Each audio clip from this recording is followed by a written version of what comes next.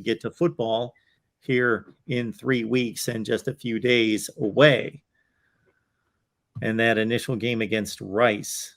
What do you think a successful outing for the Trojans, Matt, looks like against Rice? Because we don't need to really worry about the outcome of the game. It's more about preparing for the rest of the games.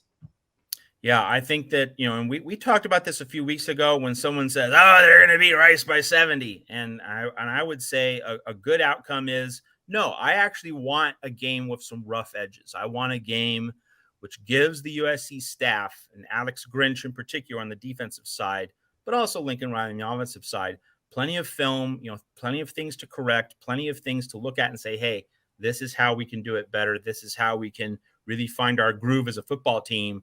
I don't want a 75-point win, because that'll leave the team thinking, we got this. We have it solved heading into week 2 at the Farm against David Shaw and Stanford. I want a game that puts USC a little bit on guard, that makes USC aware of its weaknesses, aware of still how far it has to go in terms of its evolutionary arc. So, obviously want a few highlight plays, something where players see what this Lincoln Riley offense is capable of. But I also want some guys to step in some potholes, learn some lessons. And the main thing, no injuries. That's really, I think, would be an ideal game against Rice.